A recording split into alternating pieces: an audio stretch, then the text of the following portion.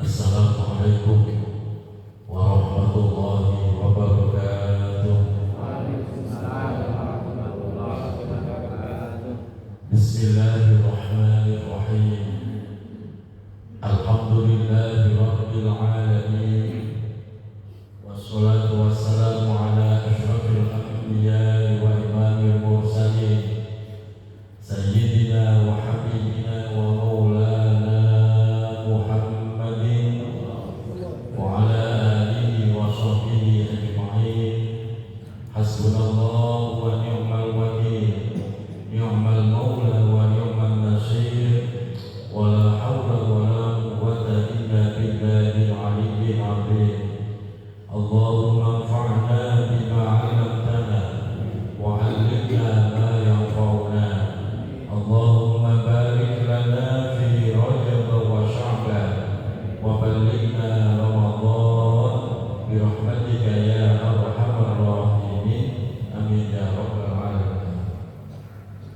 Al-Mukarramun, seluruh pengurus DKM Masjid Jami Al-Farouk, Obrio, serta teman-teman para penggiat majelis ilmu, seluruh para asatidz, guru kita, orang tua kita, Bapak Ustaz Haji Rosim, Bapak Ustaz Burhanuddin, Bapak Ustaz Suhaidi, Bapak Ustaz Sukamto, dan seluruh Bapak Haji, para sesepuh, seluruh para tokoh masyarakat, seluruh jamaah tanpa terkecuali Bapak Ibu.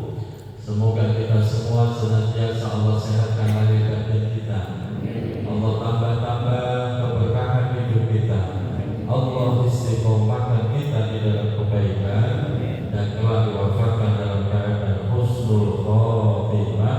Amin ya rabbal alamin. Alhamdulillah wa syukurillah. Pada kesempatan malam hari ini, dengan inayah, taufik dan hidayah Allah kumpulkan kita di tempat yang mulia, taman surganya Allah, mengkaji ilmu-ilmunya Allah, serta kita niatkan mahabbah kepada baginda Nabi Muhammad SAW.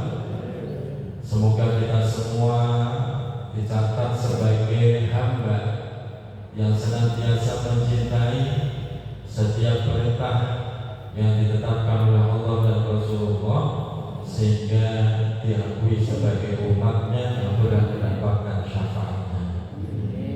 Bapak Ibu jamaah yang dirahmati Allah, sekarang kita berada di penghujung bulan Rajab. Insyaallah. Semoga terus Allah melimpahkan keberkahan untuk kita semua di bulan Rajab, di bulan Sya'ban, di bulan Ramadan.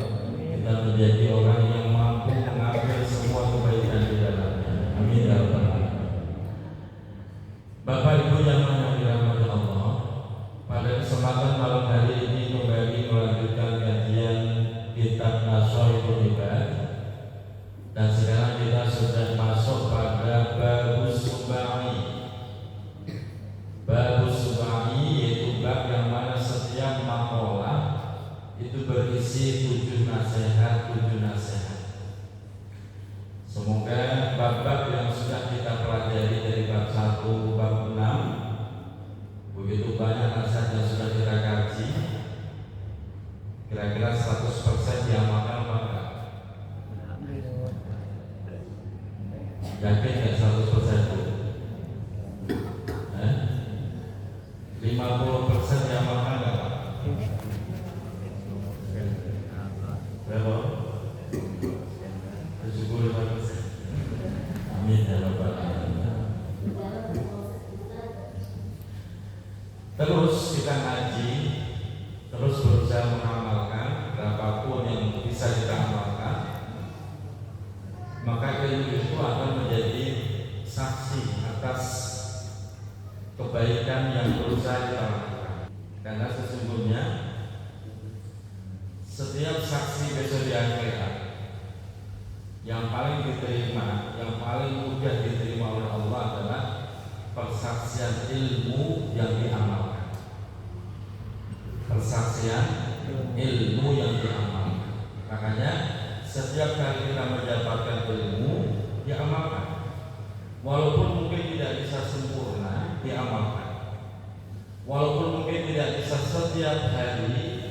bisa seminggu sekali, sebulan sekali, mungkin setahun sekali. Pastikan itu kita amalkan, maka ilmu itu akan menjadi saksi atas kebaikan kita. Dan persaksian yang paling mudah diterima oleh Allah adalah persaksian ilmu yang diamalkan. Nah, semoga setiap bab, setiap nasihat kita bareng-bareng mohon sama Allah diberikan kemampuan untuk mengamalkan. Bismillahirrahmanirrahim. Babus subahi, kita masuk babus subahi. Bab yang setiap nasihat berisi 7 nasihat. Makalah yang pertama, An Abi Hurairah radhiyallahu anhu, datangnya dari sahabat Abu Hurairah radhiyallahu anhu, semoga Allah selalu meridhoinya. Anin Nabi, Abu Hurairah meriwayatkan langsung dari baginda Nabi Muhammad sallallahu alaihi wasallam. Apa isi nasihat itu? Yaitu sab'atu nafarin yudhilluhumullahu tahta dhillihi yawma la dhilla illa dhilluh. Sab'atu nafarin, ada 7 kelompok. Yudhilluhumullah, yang mana Allah akan memberikan naungan kepada 7 kelompok tersebut. Tahta dhilli arsyihi, di bawah naungan arsy-Nya. Yauma la dhilla, pada saat di mana tidak ada naungan illa dhilluhu, kecuali hanya naungannya Allah. Ini menggambarkan sebuah kejadian yang akan kita rasakan bersama, bahwa besok ketika dikumpulkan di padang mahsyar, matahari didekatkan kepada kita 1 jengkal. Segini Pak. Matahari Allah ciptakan kembali dan Allah dekatkan dengan kita 1 jengkal. Panas apa dingin? Betapa panas matahari. Dan saat itu orang semua merasakan kepanasan yang luar biasa. Sehingga digambarkan dalam kisah yang lain, karena panasnya ada orang yang tenggelam oleh air keringatnya, ada yang tenggelam sampai ke mata kaki, ada yang tenggelam sampai ke dengkulnya, ada yang tenggelam oleh keringatnya sampai ke pusarnya, ada yang tenggelam sampai ke lehernya, begitu seterusnya, tergantung amalnya masing-masing. Dan ternyata di saat itu juga ada 7 kelompok yang mendapatkan naungan dari Allah. Dia sama sekali tidak merasakan panas, dia sama sekali tidak merasakan takut, dia tidak merasakan panik, gelisah apapun. Dia begitu nyaman di naungan yang adem, nyaman, tidak sebagaimana orang-orang yang lain. Pertanyaannya, kira-kira besok kita dapat naungan itu apa enggak? Masa sih model begini dapat? Amin ya Rabbal. Harapan diri kita dapat apa enggak? Harapannya sih dapat. Harapannya. Sebab kalau nggak dapat, masya Allah, tersiksa dengan panas yang luar biasa. Tapi kalau dapat, alhamdulillah, itu keagungan nikmat yang luar biasa. Bapak adem, nyaman, duduk santai sambil ngopi. Ada kopinya nggak di sana? Ada. Ada nggak Pak? Ada kalau Bapak mau. Siapa 7 kelompok itu? Yang pertama,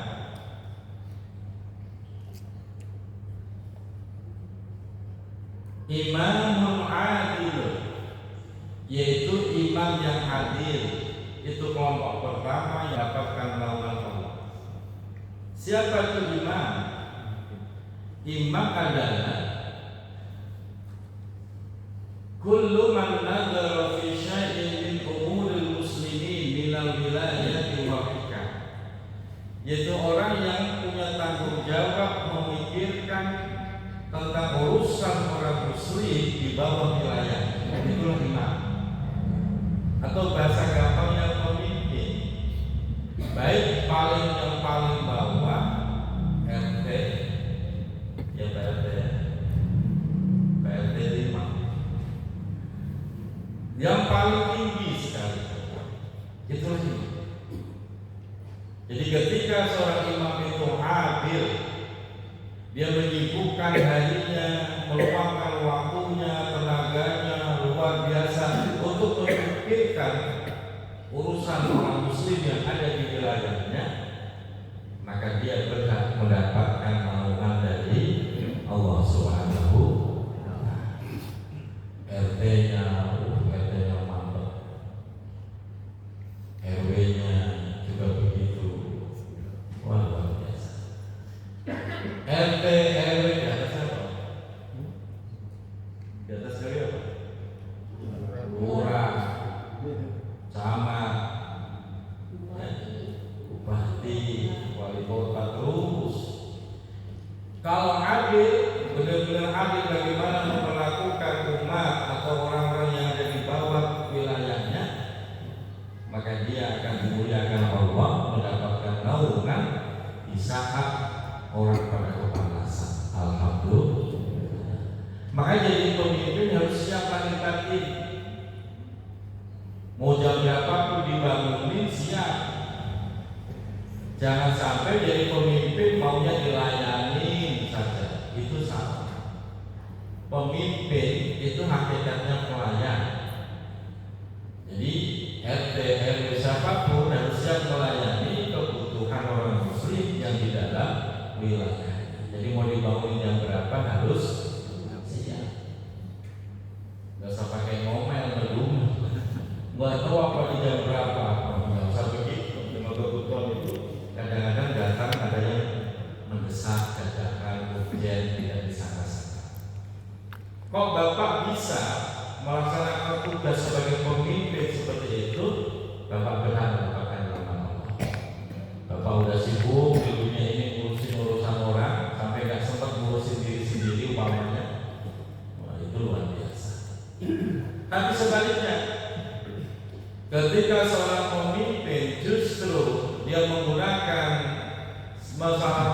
jabatannya, menyalahgunakan kewenangannya untuk kepentingan pribadi, malah menzalimi orang-orang yang dalam wilayahnya.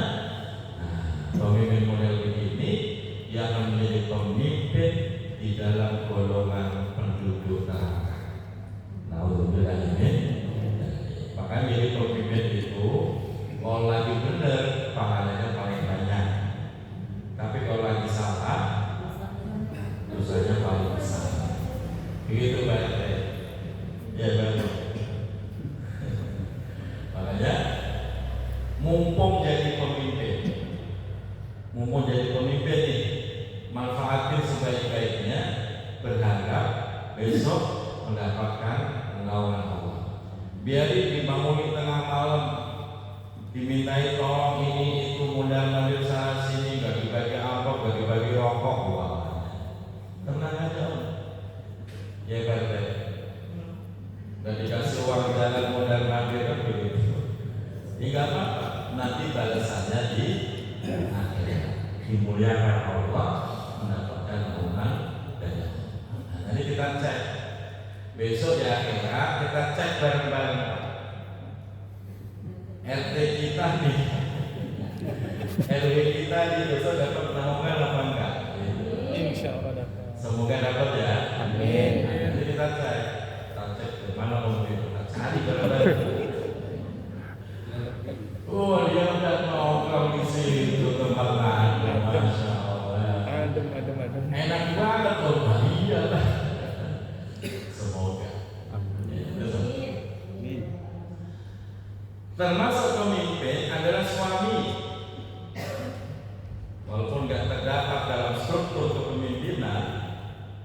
Suami itu pemimpin bagi keluarga.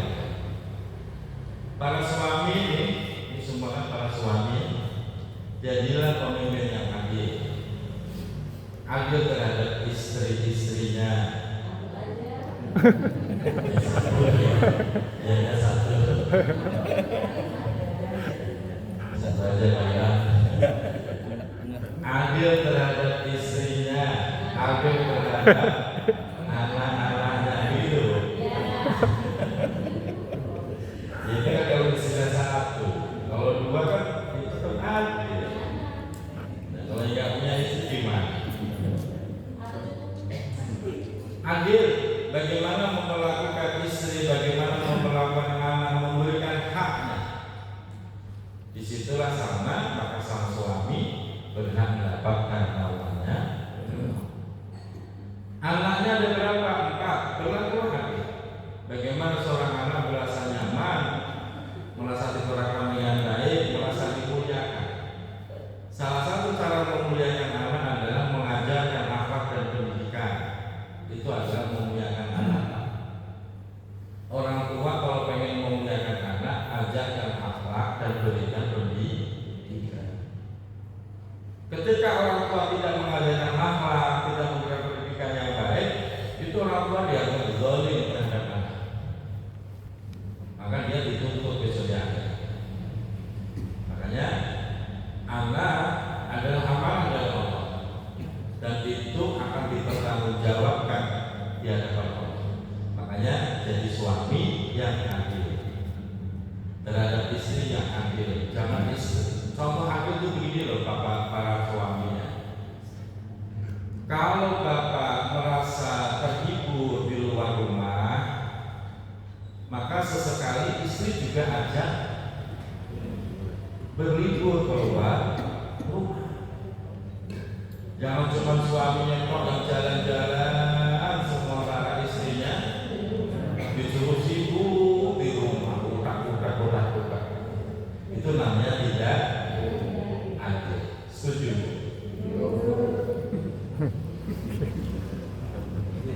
Iya.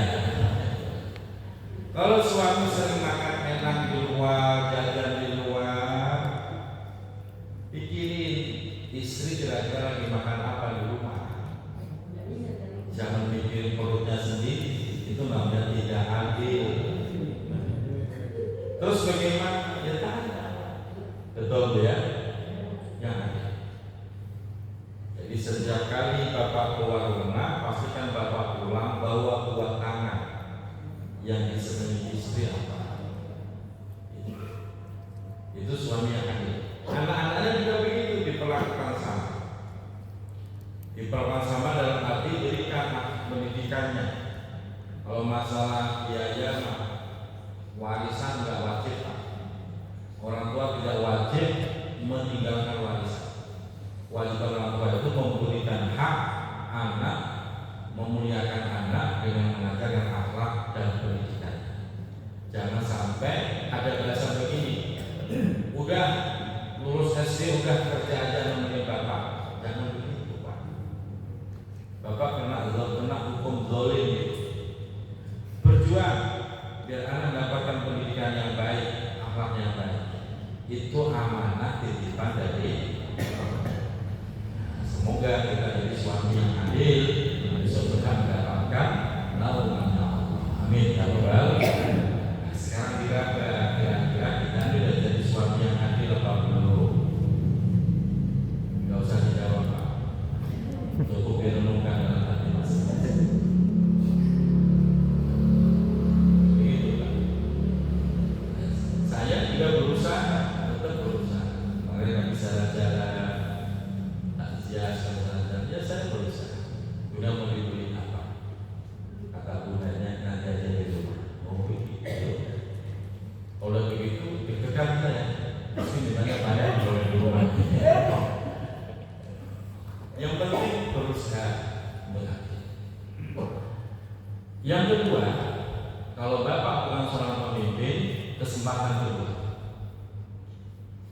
Wasyabun nasya'a fi ibadatillah ta'ala.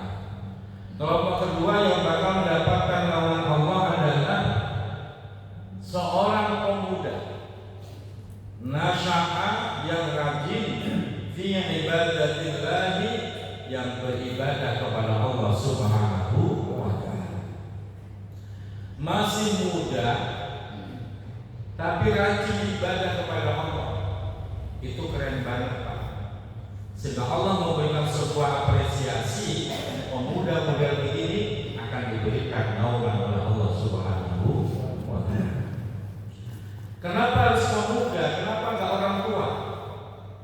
Kalau orang tua rajin itu biasa Pak, nggak ada keren-kerennya, biasa. Apalagi udah tua, udah sakit-sakitan, tapi rajin ibadah itu biasa. Dia sadar diri bahwa dia bentar lagi mau dibatin hati. Saya nggak ngomong loh. Tapi kalau ada pemuda, badannya sehat, ganteng, duitnya banyak, tapi rajin ibadah, itu luar biasa. Banyak apa dikit pemuda-muda begitu? Banyak apa dikit? Dikit Pak. Justru yang ada keseringan ini pemuda udah sehat, ganteng, duit banyak, biasanya nggak sempat ke masjid Pak. Betul. Jangan yang ke masjid, sholat aja deh Pak. Yang ada nongkrong di kafe, segala macam. Kemarin waktu ke Dieng, saya diajak tempat makan food court, jadi banyak pilihan makan. Ternyata di situ ada live musik. Saya cari meja penuh semua, adanya di depan panggung. Ya udah kita duduk berenam depan panggung. Saya hindari dari pop yang nggak jelas maknanya. Saya suruh Pak Indra Mas Ismail naik, ngapain dia baca sholawat. Akhirnya naik itu Pak, berdua naik bacain sholawat Kadura dengan nada Jawa Tikir. Semua bohong Pak, ada 100 lebih itu yang di kafe. Semua bengong, semua kaget, sampai yang bagian rojernya itu kaget. Sholawat Pak? Iya sholawat. Alhamdulillah akhirnya sholawat berkumandang.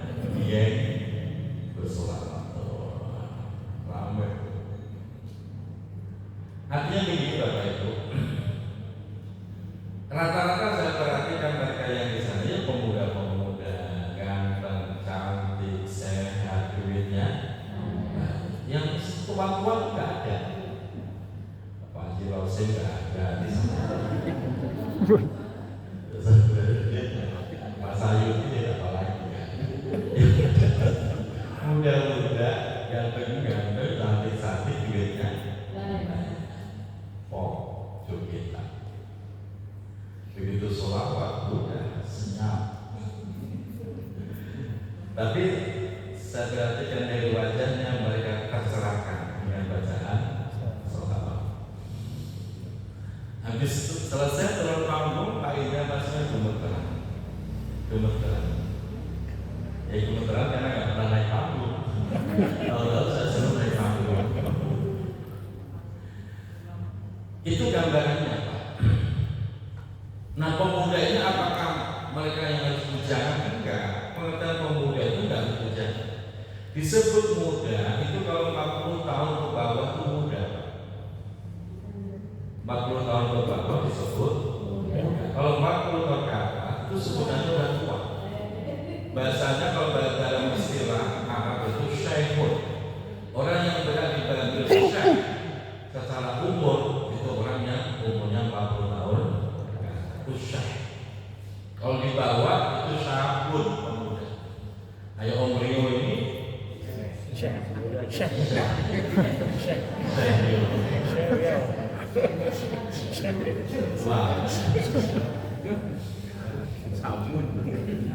Usia belum ada 40 loh kok ngaji luar biasa. Itu loh Pak.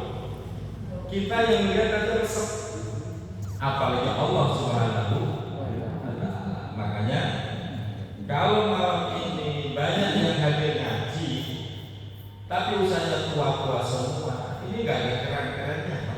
Biasa. Biasa, kenapa? Kalau udah tua ya memang jangan. Tapi kalau yang lagi kaum muda semua, wah luar biasa. Sholat subuh, Bapak Ibu cek, kira-kira jamaahnya ada nggak yang muda? Sholat subuh Ada satu. ada. Berapa orang? Satu orang baik. Yang lain? Tua-tua. Makanya kenapa Allah memberikan apresiasi, diberikan sebuah janji hadiah, diberikan naungan besok di hari ya. Terus kita gimana udah tua begini? Nanti ada kelompok lain. Makanya kalau saat ini Bapak udah lewat 40 tahun udah disebut tua, nggak bisa masuk kelompok ini. Nah, ini kelompok ketiga, orang yang berhak mendapatkan nama. Makanya Bapak Ibu yang masih punya pemuda di rumah, dorong untuk ke masjid, dorong ibadahnya, perhatiin ibadah. Karena rata-rata pemuda itu teledor dalam ibadahnya, betul. Yang tua juga banyak yang teledor, yang muda dorong. Kelompok ketiga, maka pastikan diri kita masuk di antara kelompok ini, Bapak Ibu. Kalau nggak masuk, aduh rugi kita. Kelompok ketiga, orang yang bakal mendapatkan naungan Allah adalah rajulun zakarullaha khaliyan. Rajulun adalah seorang laki-laki. Di dalam syarahnya bukan hanya laki-laki, ya perempuan juga. Perempuan juga, dia sudah muda. Zakarullah, dia selalu zikir kepada Allah. Khalian dalam keadaan sepi. Pengertian khalian ada dua makna. Makna yang pertama, dia benar-benar sering meluangkan waktu sendirian bersama Allah. Itu disebut khalian. Ketika orang sudah terlelap dengan tidurnya, dia bangun seorang diri, zikir menyebut nama Allah.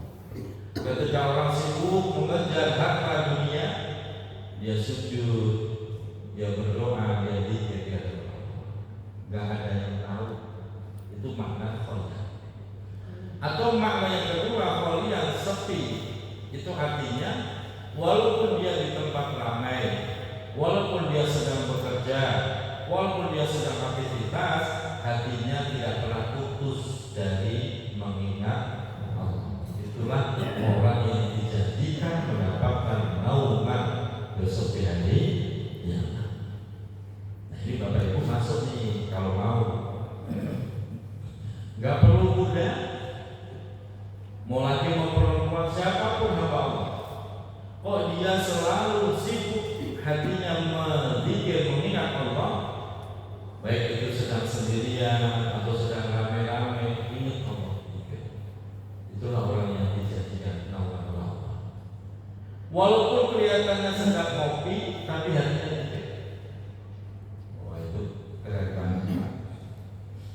Jadi jangan begini. Kalau di masjid hatinya zikir, kalau di luar masjid terus lihat gitu, jadi malah salah.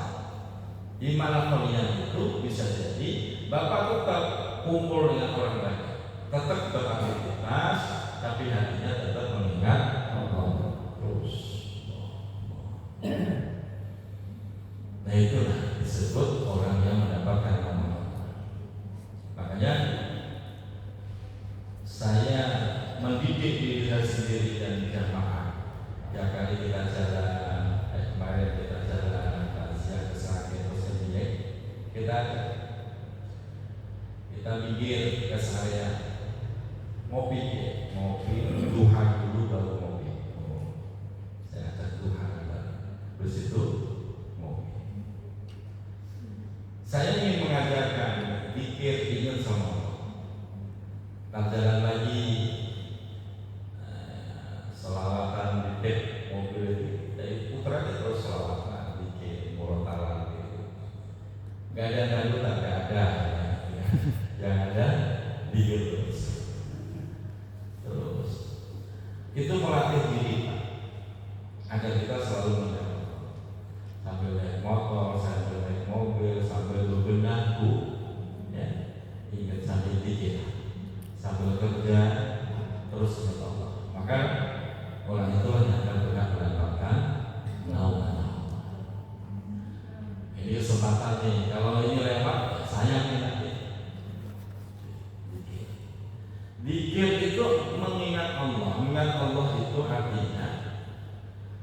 bisa dalam bentuk tangkapan panca indera.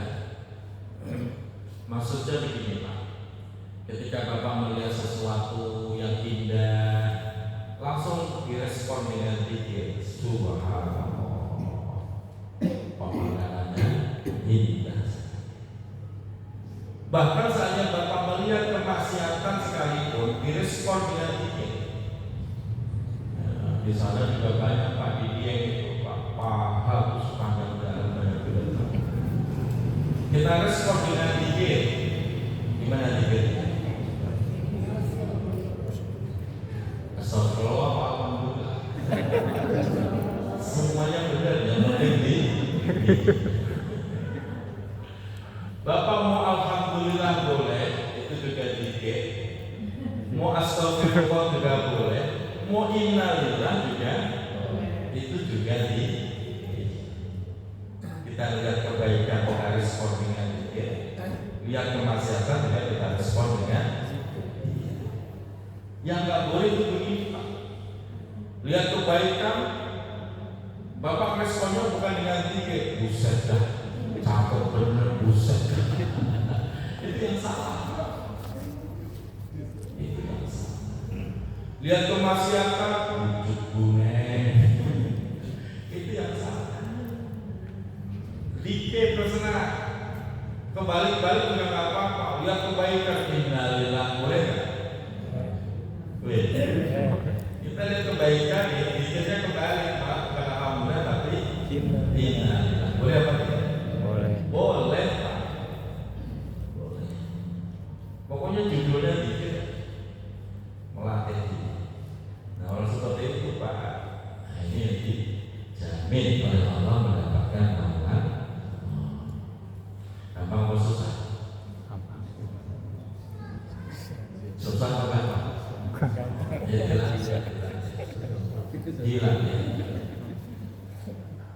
Cara melatihnya bagaimana? Dari hati Pak. Panca indera kita tidak akan ikut zikir kalau hati kita nggak zikir. Melihat sesuatu yang ditangkap mata, yang diucapkan mulut, nggak bisa nyambung zikir itu nggak bisa. Kalau hatinya nggak zikir, makanya kita membiasakan diri hati kita zikir, sehingga setiap kali melihat sesuatu, indera kita langsung merespon dengan zikir. Melihat kemaksiatan, maka langsung otomatis menunjukkan. Mulutnya langsung zikir. Astagfirullah. Hatinya jadi. Zikirnya mendoakan ya Allah, ampuni dia ya Allah. Nanti kolektivitas sambungannya itu seperti ini. Jadi antara indera, lisan kita, hati kita itu terkoneksi semua.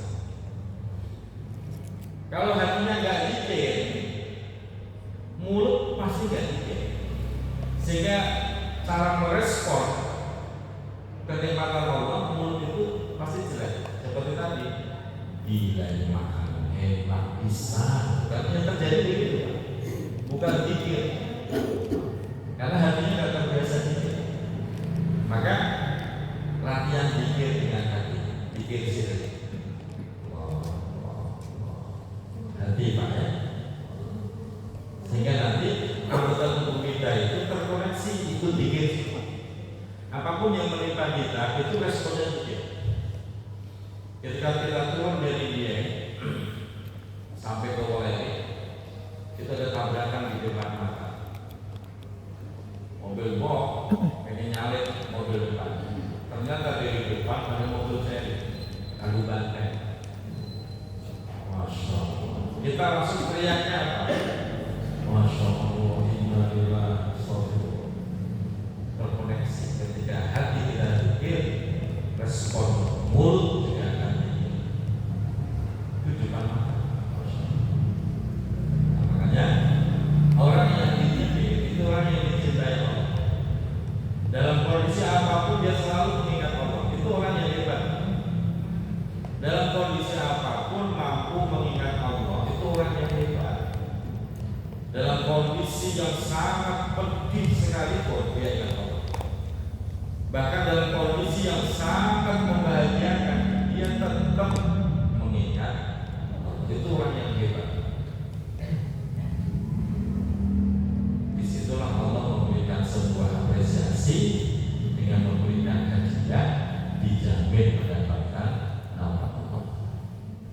Tidak boleh sepihak. Sepihak itu begini, kalau lagi senang ingat Allah, kalau lagi sedih lupa sama Allah. Nggak boleh sepihak. Terus dalam kehidupan perputaran hidup dia selalu membawa Tuhan yang membawa Allah. Jadi pastikan Bapak Ibu, di hati Bapak Ibu sisakan ruang untuk mengingat Allah Subhanahu wa Ta'ala. Jangan dihabiskan. Hati itu Pak, kalau diibaratkan dashboard itu apa sebutannya? RAM. Ya, ada kapasitasnya. Jangan dihabiskan full untuk menyimpan sampah-sampah di hati. Sampah-sampah, contoh itu apa? Mikirin istri orang itu sampah kayaknya, hilang. Mikirin harta orang itu sampah, buang itu sampah. Sehingga hati kita ada tempat ruang untuk mengingat Allah Subhanahu wa Ta'ala. Kalau kebanyakan sampah ngeblank dulu Pak, betul Bu, ngeblank itu apa? Ya nggak nyambung. Kebanyakan sampah hati itu ngeblank. Tetangga dapat minum langsung dia kejam-kejam. Tetangga dapat musibah, gila, ada apa sih? Tahu dia saya juga banget, jahat banget.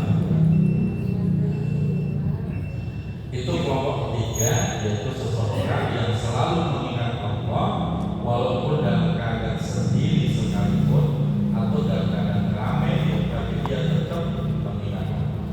Itu yang dijamin mendapatkan kemenangan Allah. Selanjutnya yang keempat dan seterusnya kita lanjut di pertemuan mendatang. Pastikan kita bisa mengambil bagian dari salah satu 7 kelompok yang dijamin mendapatkan kemenangan